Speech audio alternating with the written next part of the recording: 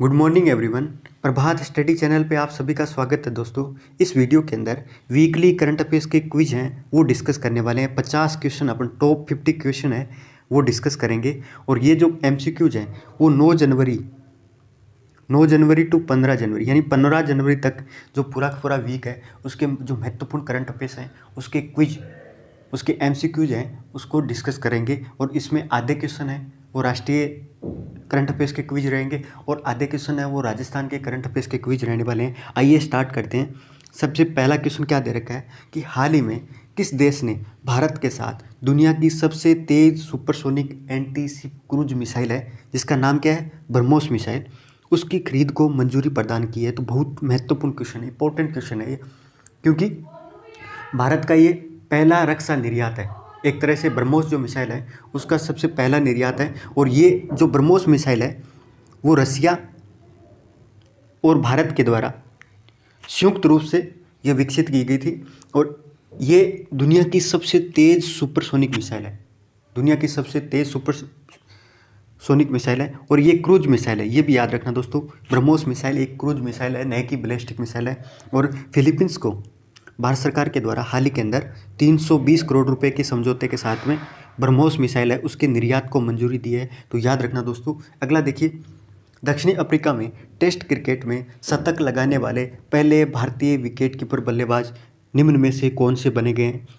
हाल ही के अंदर south Africa के अंदर टेस्ट जो सीरीज थी, 3 टेस्ट मैचों की सीरीज थी, वो भारत 2-1 से हार चुका है। दक्षिणी अफ्रीका ने ये सीरीज जीती है। लेकिन जो तीसरा टेस्ट मैच था उसमें ऋषभ पंत के द्वारा सेकंड पारी के अंदर ऋषभ पंत के द्वारा शतक वगैरह लगाया गया था। और अफ्रीका के अंदर पहला भारतीय विकेट कीपर बल्लेबाज है जिसने शतक वगैरह लगाया है। तो ये इंपॉर्टेंट फैक्ट है, गेम से जुड़ा, याद रखना दोस्तों। अगला देखिए, हेनले पासपोर्ट इंडेक्स 2020 में भारत को निम्न में से कौन सा स्थान प्राप्त हुआ है। तो ये जो हेनले पासपोर्ट इंडेक्स है वो हेनले इंटरनेशनल के द्वारा जारी किया जाता है। और इसमें दुनिया भर के जितने भी देश हैं उनके पासपोर्ट होते हैं, उनकी रैंकिंग वगैरह है वो प्रदान की जाती है। और 2022 के अंदर भारत का 83वां स्थान है, यानी 83 पोजीशन पे भारत है, वो स्थान वगैरह है। हालांकि 2021 में भारत 90 पे था, यानी 90वें स्थान पे था, जिसके चलते 2021 की तुलना के अंदर हेनले पासपोर्ट इंडेक्स है उसमें 7 जो स्थान है उनका सुधार हुआ है दोस्तों, याद रखना। अगला देखिए, असम सरकार ने हाल ही में किस नेशनल पार्क का आकार बढ़ाने का फैसला किया गया। ये जो चारों के चारों जो पार्क दे रखे हैं ये सारे के सारे असम के अंदर है। काजीरंगा भी असम के अंदर है, मानस नेशनल पार्क है वो भी असम के अंदर है, डिब्रू सिखावर नेशनल पार्क है ये भी असम के अंदर है। लेकिन असम सरकार के द्वारा घड़ियालों का संरक्षण करने के लिए, किसका संरक्षण करने के लिए, घड़ियालों का संरक्षण करने के लिए ओरांग नेशनल पार्क है उसका आकार 3 गुना बढ़ाने का फैसला किया गया है असम सरकार के द्वारा। ओरांग नेशनल पार्क का आकार बढ़ाया जा रहा है दोस्तों, याद रखना। इसको काजीरंगा नेशनल पार्क है उसका छोटा रूप के नाम से भी जाना जाता है, ठीक है। अगला देखिए, सुप्रीम कोर्ट ने पंजाब में हुई प्रधानमंत्री की सुरक्षा चूक में पैनल गठित करके किसकी अध्यक्षता में एक पैनल गठित किया गया है। क्योंकि हाल ही के अंदर आपको पता है पंजाब के अंदर प्रधानमंत्री की जो सुरक्षा वगैरह थी उसमें चूक हुई थी और उसी की जांच करने के लिए सुप्रीम कोर्ट के द्वारा एक पैनल गठित किया गया है जिसका नाम क्या है, इंदु मल्होत्रा की अध्यक्षता के अंदर। ये पूर्व न्यायाधीश हैं जिनकी अध्यक्षता के अंदर ये पैनल गठित किया गया है। इंदु मल्होत्रा जो पैनल है वो किससे संबंधित है, तो प्रधानमंत्री की सुरक्षा में हुई चूक से संबंधित है, याद रखना दोस्तों। एक और याद रखिए, गृह मंत्रालय के द्वारा, होम मिनिस्ट्री के द्वारा एक कमेटी गठित की गई थी जिसका नाम क्या है, सुधीर सक्सेना। तो सुधीर सक्सेना जो कमेटी है ना, सुधीर कुमार सक्सेना कमेटी है, वो भी किससे संबंधित है, वो गृह मंत्रालय के द्वारा प्रधानमंत्री की सुरक्षा में हुई चूक की जांच करने के लिए इसके द्वारा। आप मेरे को कमेंट बॉक्स में पंजाब सरकार के द्वारा एक मनजीत सिंह की अध्यक्षता के अंदर साहित्य की एक कमेटी गठित की थी सेम प्रधानमंत्री की सुरक्षा से संबंधित। अगला देखिए दोस्तों, बहुत महत्वपूर्ण क्वेश्चन है, ये मान लो एग्जाम के अंदर छप गया है, बहुत शानदार क्वेश्चन है। ये क्या बोल रहा है कि भारतीय अंतरिक्ष अनुसंधान संगठन के नए चीफ के रूप में निम्न में से किन को नियुक्त किया गया है। जो पुराने चीफ थे जिनका नाम था के सिवन, तो के सिवन की जगह नए कौन आए हैं दोस्तों, तो एस सोमनाथ है जिनको कैबिनेट जो कमेटी है उसके द्वारा इसरो के नए चीफ के रूप में और अंतरिक्ष सचिव के रूप में इनको नियुक्त किया गया है। किसको? एस सोमनाथ को नया इसरो के अध्यक्ष हैं। कौन है? एस सोमनाथ। और इसरो की स्थापना कब हुई थी? तो 15 अगस्त 1969 को। तो 1969 को 15 अगस्त 1969 को इसरो की स्थापना हुई थी दोस्तों, याद रखना। ठीक है, अगला देखिए, टोक्यो ओलंपिक में कांस्य पदक विजेता मुक्केबाज लवलीना बोरगोहेन को किस राज्य सरकार ने डीएसपी पद पे नियुक्त किया गया है? बहुत ही इंपॉर्टेंट क्वेश्चन है, ये याद रखिए, क्योंकि आपको पता है कि टोक्यो ओलंपिक कब हुआ था? 2021-20 के अंदर हुआ था। ठीक है, और ये कहाँ पे हुआ? जापान के अंदर। जापान के अंदर हुआ था। लेकिन शीतकालीन जो ओलंपिक है वो कहाँ पे आयोजित होने वाले हैं? बीजिंग के अंदर। चीन के बीजिंग शहर है, वहाँ पे शीतकालीन ओलंपिक है, वो अभी आयोजित होने वाले हैं मार्च के अंदर। याद रखना दोस्तों ये फैक्ट वगैरह। और टोक्यो ओलंपिक के अंदर कांस्य पदक जीता था मुक्केबाज कौन सी है? लवलीना बोरगोहेन। तो असम सरकार के द्वारा उनको डीएसपी पद पर नियुक्त किया गया है, तो ये फैक्ट आप याद रखिए।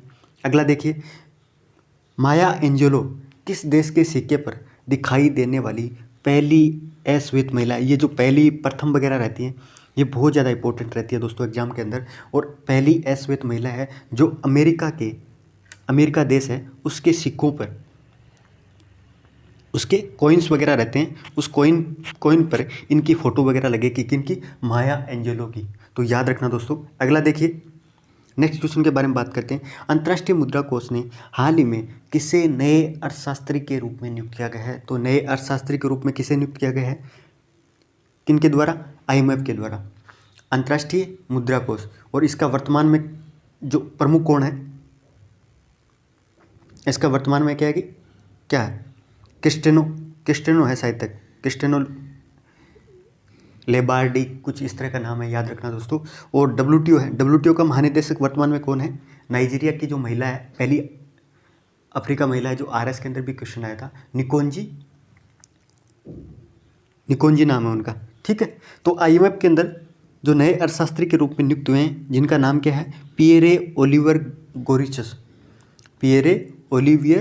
गोरिचस हैं, उनको आईएमएफ के द्वारा नए अर्थशास्त्री के रूप में नियुक्त किया गया है। अगला देखिए दोस्तों, हाल ही में भारतीय रेलवे ने यात्रियों के खोए हुए सामान को ट्रैक करने के लिए कौन से मिशन वगैरह है वो लॉन्च किया गया है? तो बहुत महत्वपूर्ण है, किसके लिए? जो यात्री वगैरह रहते हैं उनका जब सामान वगैरह खो जाता है तो उसको ट्रैक करने के लिए भारतीय रेलवे के द्वारा मिशन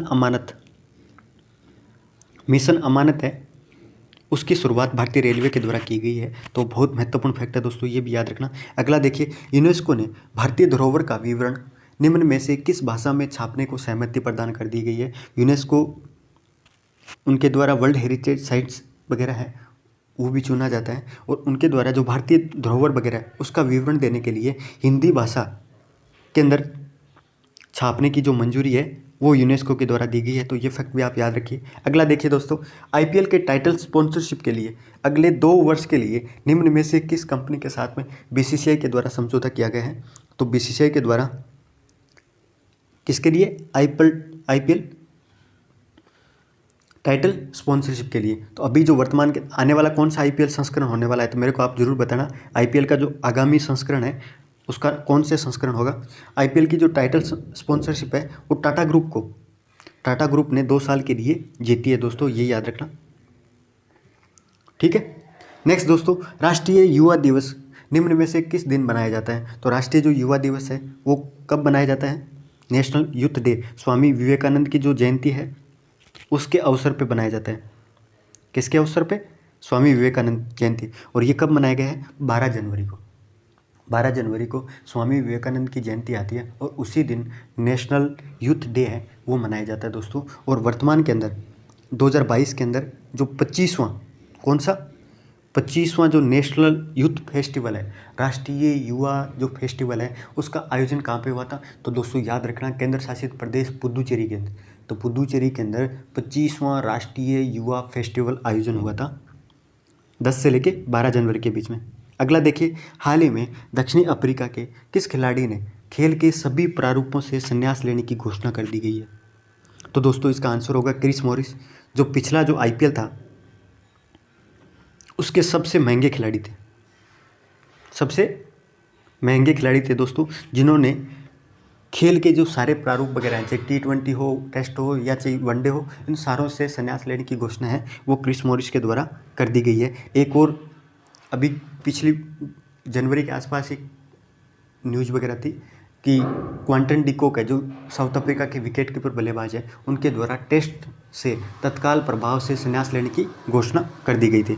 अगला देखिए दोस्तों, भारत सरकार ने हाल ही में जीवन बीमा निगम की कितने प्रतिशत प्रत्यक्ष विदेशी निवेश है एफडीआई की अनुमति देने का निर्णय किया गया है। तो भारत सरकार के द्वारा एलआईसी है, आपको पता है कि एलआईसी वगैरह है सरकार की है, और उसमें से सरकार के द्वारा 20% जो हिस्सेदारी है वो विदेशी कंपनी को, यानी एफडीए के माध्यम से विदेशी कंपनी को है वो बेचने की अनुमति प्रदान कर दी गई है। तो याद रखना दोस्तों, इसका आंसर क्या होगा, तो 20% हिस्सा है भारत सरकार के द्वारा, अपना खुद का हिस्सा है वो किसी विदेशी कंपनी को फॉरेन डायरेक्ट इन्वेस्टमेंट के रूप में दिया जाएगा। हाल ही के अंदर किस देश के मेरीलैंड अस्पताल में डॉक्टरों ने एक मरीज की जान बचाने के लिए सुअर के दिल का प्रत्यारोपण किया गया है। इतिहास के अंदर ये ऐसा पहली बार हो रहा है दोस्तों, एक बहुत ही महत्वपूर्ण उपलब्धि है एक तरह की, जिसमें सुअर यानी जो पिग रहता है उसका जो हर्ट रहता है, हृदय वगैरह है, उसका ट्रांसप्लांट एक मरीज के अंदर, एक मानव के अंदर किया गया है। तो इसका आंसर क्या होगा, अमेरिका, मेरीलैंड अस्पताल है वहाँ पे पड़ता है। नेक्स्ट दोस्तों, चंपा के नाम से मशहूर, कौन से नाम से मशहूर, चंपा के नाम से मशहूर कन्नड़ लेखक और प्रोफेसर, बेंगलुरु के अंदर हाल ही के अंदर उनका निधन हुआ था। तो याद रखना, कन्नड़ लेखक थे जिनको चंपा के नाम से भी जाना जाता था, और इसका आंसर क्या होगा, चंद्रशेखर पाटिल। चंद्रशेखर पाटिल है, उनका हाल ही के अंदर देहांत हुआ था, और ये कन्नड़ लेखक थे, इनका नाम चंपा के नाम से भी जाना जाता था। किस राज्य सरकार ने कोविड-19 गाइडलाइंस के तहत जल्लीकट्टू के आयोजन को मंजूरी दी है। तो जल्ली जो कट्टू है एक तरह का क्या है, इसमें क्या है कि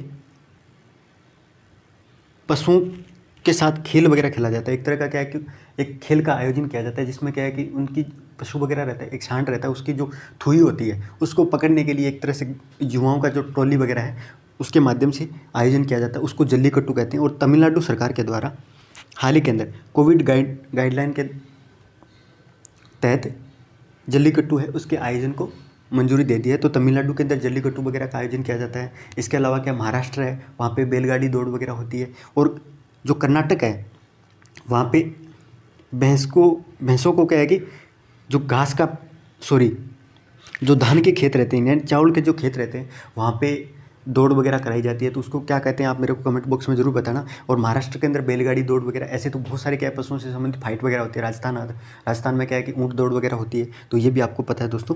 अगला देखिए, लीजेंड्स लीग क्रिकेट में निम्न में से किस महिला क्रिकेटर को ऑल वीमेन मैच आधिकारिक टीम का एम्बेसडर नियुक्त किया गया है। तो हाल ही के अंदर महिला एम्पावरमेंट से संबंधित ये न्यूज़ है, जिसमें झूलन जो गोस्वामी है, झूलन गोस्वामी को लीजेंड्स लीग क्रिकेट, ये मानी जो जिन्होंने संन्यास वगैरह ले चुके हैं या जो लेजेंड्स हैं क्रिकेट के क्षेत्र के अंदर, उनकी ये क्रिकेट की लीग वगैरह है वो आयोजित होती है, उसमें ऑल वीमेन मैच आधिकारिक जो टीम के एम्बेसडर हैं उसको झूलन गोस्वामी को नियुक्त किया गया है। तो ये भी याद रखना।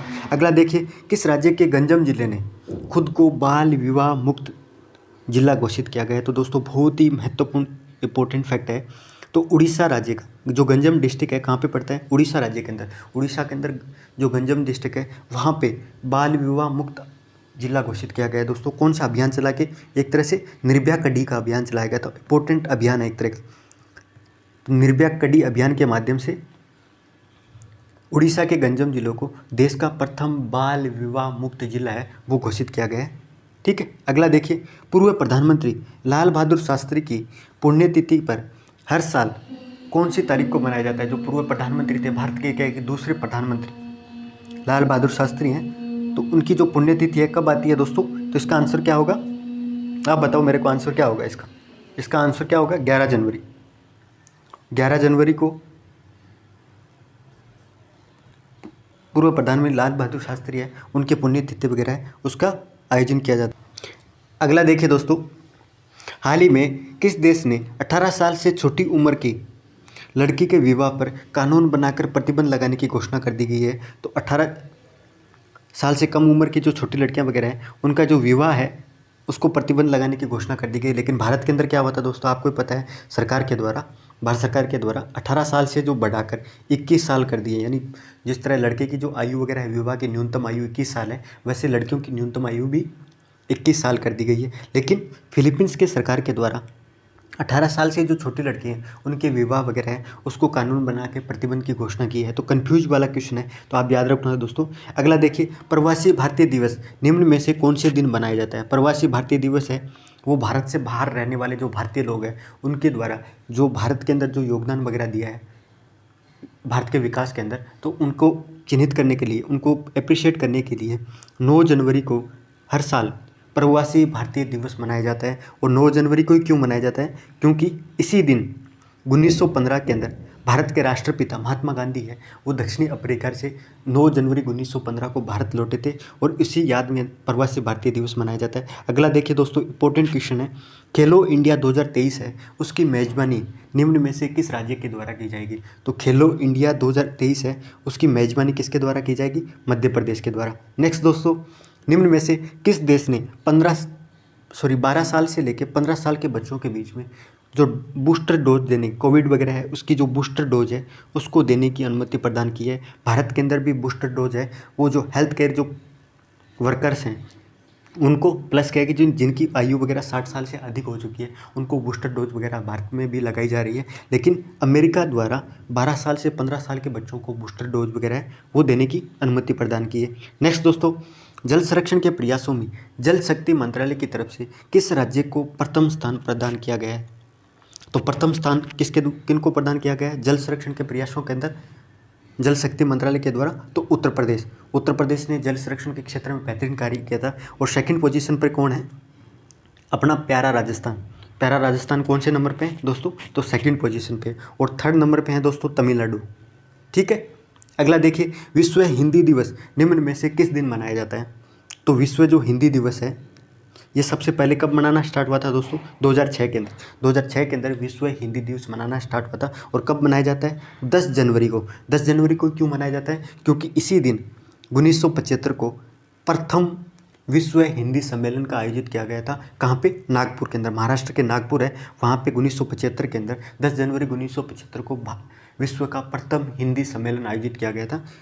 तो इसी की याद के अंदर विश्व हिंदी दिवस है वो 10 जनवरी को मनाया जाता है। अगला देखिए दोस्तों, आरबीआई के किस पूर्व गवर्नर को एशियन इंफ्रास्ट्रक्चर इन्वेस्टमेंट बैंक है उसका उपाध्यक्ष नियुक्त किया गया है। यानी जो AIIB है, एशियन इंफ्रास्ट्रक्चर इन्वेस्टमेंट बैंक है, उसका उपाध्यक्ष नियुक्त किया गया है। आरबीआई का जो पूर्व गवर्नर है वो कौन सा है, उर्जित पटेल को इसका उपाध्यक्ष है वो चुना गया है। इसका हेडक्वार्टर कहाँ पे है दोस्तों, आप मेरे को बता सकते हो कि इसका हेडक्वार्टर कहाँ पे है, बीजिंग के अंदर। इसका हेडक्वार्टर बीजिंग के अंदर है, याद रखना दोस्तों। ये इंफ्रास्ट्रक्चर के क्षेत्र में कार्य करती है और भारत इस बैंक का दूसरा सबसे बड़ा शेयरधारक है। चीन के बाद में इस बैंक का दूसरा सबसे बड़ा शेयरधारक कौन है, तो भारत है। ठीक है, नेक्स्ट दोस्तों, हाल ही में रेलवे सुरक्षा बल ने देश भर के प्रमुख रेलवे स्टेशनों पर कितनी मेरी सहेली टीमों का तैनात किया गया है। मेरी सहेली जो टीम है दोस्तों वो RPF की टीम है, जो रेलवे प्रोटेक्शन फोर्स है उसकी टीम है, जो महिलाओं की सुरक्षा का काम करती है। और रेलवे कितनी टीम वगैरह तैनात की गई पूरे देश के अंदर, जो देश के प्रमुख रेलवे स्टेशन है, तो 244 टीमें। तो याद रखना दोस्तों, मेरी सहेली किससे संबंधित है, तो RPF की महिला टुकड़ी है जो महिलाओं की सुरक्षा के क्षेत्र में काम करती है। और वर्तमान के अंदर 244 टीमें हैं वो तैनात की गई है। हाल ही में चीनी राजनयिक झांग मिंग ने निम्न में से किस संस्था के नए महासचिव के रूप में पदभार संभाला गया दोस्तों, तो याद रखना इन्होंने संघाई सहयोग संगठन है। हाल ही में चीनी राजनयिक नाम क्या है, झांग मिंग, उन्होंने क्या है कि महासचिव के रूप में आसियान है उसकी स्थापना कब हुई थी दोस्तों, 1967 में बैंकॉक घोषणा के माध्यम से आसियान की स्थापना हुई थी। ब्रिक्स बैंक है उसकी स्थापना कब हुई थी, 2014 के अंदर फोर्टेलेजा डिक्लेरेशन के माध्यम से ब्रिक्स बैंक की स्थापना हुई थी। Asian development bank ADB bank की स्थापना कब हुई थी दोस्तों, मेरे को कोई बता सकता है कि ADB जो इसका हेडक्वार्टर कहाँ पे, मनीला के अंदर, तो इसकी स्थापना कब हुई थी, तो 1963 के आसपास इनकी स्थापना हुई थी। याद रखना दोस्तों, एशियन डेवलपमेंट बैंक है। अगला देखिए दोस्तों, इस साल G7 शिखर सम्मेलन की मेजबानी करने वाला निम्न में से कौन सा देश है। जो G7 ग्रुप ऑफ 7 है, इसमें 7 कंट्री शामिल है, जिसकी अध्यक्षता किसके द्वारा की जाएगी, जर्मनी के द्वारा। जर्मनी के द्वारा G7 शिखर सम्मेलन है उसकी मेजबानी वगैरह की जाएगी। हाल ही में अगला देखिए, हाल ही में हुए सी ड्रैगन अभ्यास।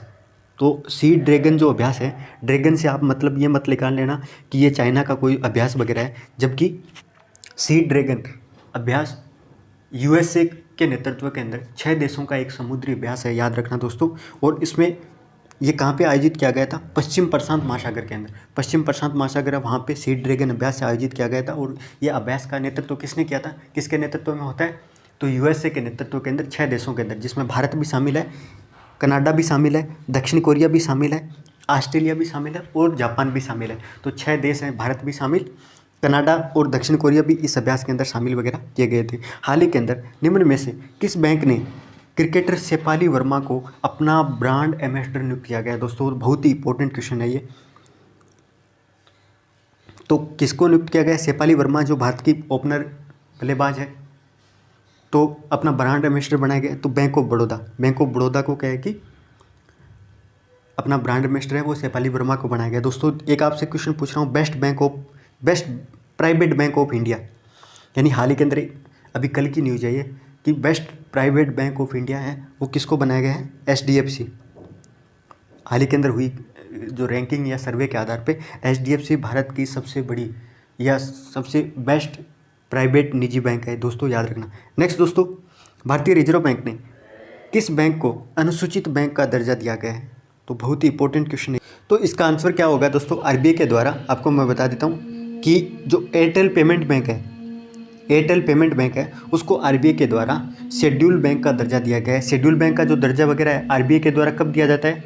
जो 1934 का जो RBI अधिनियम है, भारतीय रिजर्व बैंक अधिनियम 1934 है, उसकी दूसरी अनुसूची के अंदर जिस बैंक को दूसरी अनुसूची के अंदर शामिल किया जाता है उसको अनुसूचित बैंक का दर्जा दिया जाता है। और हाल ही के अंदर एयरटेल पेमेंट बैंक है उसको दर्जा दिया गया है। नेक्स्ट दोस्तों, प्रदेश के, राजस्थान का क्वेश्चन है दोस्तों, प्रदेश के किस वन्यजीव अभ्यारण्य के अंदर पहली बार 5 अफ्रीका चीते वगैरह हैं वो छोड़े जाएंगे? ये प्रदेश का जो वन्यजीव अभ्यारण्य है कौन सा होगा दोस्तों? तो शेरगढ़, ये 12 के अंदर पड़ता है दोस्तों, जहाँ पे अफ्रीका से लाए हुए 5 अफ्रीकी चीते हैं वो शेरगढ़ 12 के अंदर छोड़े जाएंगे। मुकुंदरा ये कोटा के अंदर पड़ता है, जमुआरगढ़ है वो जयपुर के अंदर, और बंद बरेटा वो वन्य जीव अभ्यारण्य है वो कहाँ पे पड़ता है? ये पक्षी अभ्यारण्य है दोस्तों, भरतपुर के अंदर पड़ता है। तो ये फैक्ट भी आप याद रखना। अगला दोस्तों,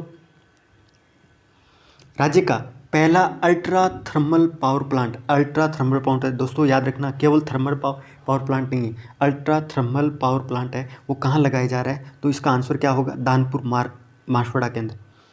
तो दानपुर जो बांसवाड़ा है वहाँ पे राज्य का पहला अल्ट्रा थर्मल पावर प्लांट है वो लगाया जा रहा है। नेक्स्ट दोस्तों, मकानों की छत पे यानी रफटॉप जो सोलर प्लांट है वो लगाने के मामले के अंदर देश में राजस्थान का कौन सा स्थान है?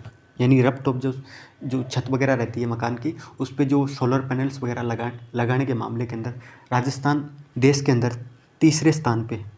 कौन से स्थान पे है दोस्तों? 3rd पोजीशन पे, ठीक है। अगला देखिए, देश की 100 स्मार्ट सिटीज़ में अजमेर को कौन सा स्थान प्राप्त हुआ है? भारत सरकार के द्वारा 100 स्मार्ट सिटीज़ विकसित करने के लिए स्मार्ट सिटी मिशन स्टार्ट किया गया था 2015 के अंदर, और उसके अंतर्गत अजमेर की जो रैंकिंग है वो कौन सी रैंकिंग है? 8वें स्थान पे। 100 स्मार्ट सिटीज़ के मामले के अंदर अजमेर देश के अंदर 8वें पोजीशन पे है दोस्तों, याद रखना। अगला देखिए, राज्य की दूसरी जीनोम सीक्वेंसिंग लैब है वो कहाँ शुरू होगी? इसका मतलब हो गया कि राजस्थान के अंदर एक पहले से ही जीनोम सीक्वेंसिंग लैब है, जो जीनोम वगैरह रहते हैं, जो DNA वगैरह है उसको सीक्वेंस करने के लिए, कोविड से रिलेटेड जो DNA वगैरह डाटा है उसका सीक्वेंसिंग या सारांश वगैरह तैयार करने के लिए एक लैब वगैरह है वो जोधपुर के अंदर, राज्य की दूसरी जीनोम सीक्वेंसिंग लैब है वो जोधपुर के अंदर शुरू होगी दोस्तों। नीति आयोग, अगला क्वेश्चन देखिए, नीति आयोग की डेल्टा रैंकिंग में राजस्थान का कौन सा जिला देश के अंदर शीर्ष स्थान पे है? तो नीति आयोग के द्वारा डेल्टा रैंकिंग जारी की जाती है। कौन सी रैंकिंग? डेल्टा रैंकिंग किसके द्वारा जारी की जाती है? तो नीति आयोग के द्वारा। जल समग्र सूचकांक है वो भी नीति आयोग के द्वारा जारी किया जाता है दोस्तों, तो ये चीज़ भी आप याद रखना। और कौन सा सूचकांक नीति आयोग के द्वारा? बहुत सारे सूचकांक वगैरह जारी किए जाते हैं। तो डेल्टा रैंकिंग के अंदर राजस्थान का धौलपुर जिला, कौन सा जिला? धौलपुर जो जिला है दोस्तों वो देश के अंदर सर्वोच्च स्थान पे है। नेक्स्ट दोस्तों, राजस्थान के किस स्थान पे चंडीगढ़ के रॉक गार्डन के ये जो चंडीगढ़ है उसका जो रॉक गार्डन है वो बहुत महत्वपूर्ण प्रसिद्ध है एक तरह का रॉक गार्डन, और उसी की तर्ज पे एक स्क्रैप गार्डन है वो राजस्थान के अंदर विकसित किया जाएगा। तो कहाँ पे विकसित किया जाएगा दोस्तों? तो इसका आंसर क्या होगा? सुरपुरा। सुरपुरा जोधपुर है, वहाँ पे चंडीगढ़ की तर्ज पे एक स्क्रैप गार्डन है वो विकसित किया जाएगा। नेक्स्ट दोस्तों, 24वां राष्ट्रीय ई गवर्नेंस सम्मेलन, उसमें राजस्थान का जो बिजनेस पोर्टल है वो भारत में कौन सा स्थान हासिल किया गया था? दोस्तों बहुत ही महत्वपूर्ण फैक्ट है एक तरह से, आप इस पोर्टल के बारे में याद रखना, बिजनेस पोर्टल। और 24वां जो राष्ट्रीय ई गवर्नेंस सम्मेलन हुआ था उसमें बिजनेस जो पोर्टल है उसको कौन सा स्थान हासिल किया गया है? तो द्वितीय स्थान। कौन सा स्थान दोस्तों? दूसरा स्थान इसको हासिल हुआ है, बिजनेस पोर्टल। ठीक है, अगला देखिए, गुजरात के केवड़िया की तर्ज पे थीम पार्क और वाटर स्पोर्ट्स की सौगात किस तालाब को दी गई है राजस्थान सरकार के द्वारा? गुजरात का जो केवड़िया का थीम वगैरह है, थीम पार्क हो गया, वाटर जो स्पोर्ट्स वगैरह है, वो जो गिरधर तालाब है, ये गिरधर तालाब कहाँ पे पड़ता है? नाथद्वारा के अंदर। नाथद्वारा का जो गिरधर तालाब है उसको केवड़िया की तर्ज पे विकसित किया जाएगा दोस्तों राजस्थान सरकार के द्वारा। पिछोला कहाँ पे पड़ती है? उदयपुर के अंदर। जैसमंद कहाँ पे है? अलवर के अंदर है दोस्तों। और सिलीसेड है वो भी दोस्तों अलवर के अंदर। अगला देखिए, khadi designing council of India की ओर से किससे राष्ट्रीय डिजाइनिंग पुरस्कार से सम्मानित किया गया था? दोस्तों बहुत ही महत्वपूर्ण फैक्ट है एक तरह का, खादी डिजाइनिंग काउंसिल के द्वारा। तो राष्ट्रीय डिजाइनिंग जो पुरस्कार है वो आरती पंवार को, आरती पंवार जो राजस्थान की महिला है उनको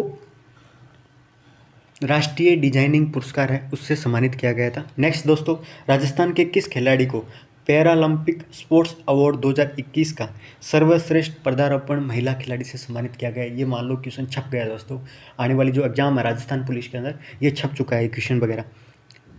ठीक है, या रीड के अंदर ये छप चुका है कि राजस्थान के जो खिलाड़ी है उनको पैरालंपिक स्पोर्ट्स अवार्ड 2021 है उसमें सर्वश्रेष्ठ पदार्पण महिला खिलाड़ी से सम्मानित किया गया है। तो कौन होगी दोस्तों?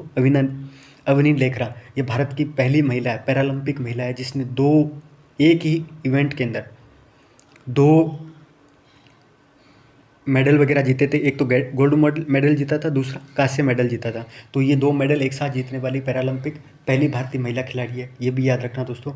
और अवनी लेखरा को पैरालंपिक स्पोर्ट्स अवार्ड 2021 है उसमें सर्वश्रेष्ठ पदार्पण यानी सबसे पहली बार जो खेलने वाली जो महिला के रूप में। अगला दोस्तों, ई कंटेंट को ऑनलाइन प्रदान करने के लिए ज्ञानदूत 2.0 की शुरुआत है वो राजस्थान सरकार के द्वारा की गई है। कब की गई थी दोस्तों? 12 जनवरी को। तो ज्ञानदूत 2.0 क्या है? तो आप सीधा याद रखना दोस्तों, ज्ञानदूत जो 2.0 है वो ई कंटेंट, कोविड के दौरान क्या है कि ई कंटेंट यानी इंटरनेट के माध्यम से कंटेंट वगैरह है उसको प्रदान करने के लिए ज्ञानदूत 2.0 है उसकी शुरुआत 12 जनवरी को की गई है। अगला देखिए दोस्तों, लोकसभा के अध्यक्ष ओम बिरला के द्वारा राजस्थान में पहली मेमू ट्रेन है उसकी शुरुआत कहाँ से की गई है? तो ओम बिरला है वो क्या है? लोकसभा के अध्यक्ष हैं। ठीक है, और उन्होंने कोटा से झालावाड़ के बीच में राजस्थान की जो पहली मेमू ट्रेन है उसकी शुरुआत की गई है दोस्तों। बहुत ही इंपॉर्टेंट फैक्ट है। अगला देखिए, इसी के साथ जो करंट अफेयर्स हैं, वीकली करंट अफेयर्स के जो क्विज वगैरह थे 50 हमने क्वेश्चन जो टॉप 50 क्वेश्चन है उनको डिस्कस किया दोस्तों। और मैंने कोशिश की है कि जो पूरा एक सप्ताह का पूरा जो राजस्थान और राष्ट्रीय जो करंट अफेयर्स की जो टॉप मोस्ट करंट अफेयर्स है उसके क्विज बना के आपके सामने लेके आया था, और मुझे उम्मीद है कि आप लोगों को पसंद आएगा। और आप सभी से गुजारिश है कि ये नया चैनल है, आप सपोर्ट करिए, इसको लाइक वगैरह करिए, कमेंट करिए, अपने जो भी करीबी निजी यार दोस्त वगैरह हैं उनके साथ शेयर करिए दोस्तों। आप सभी का हृदय से मैं आभारी रहूँगा। धन्यवाद।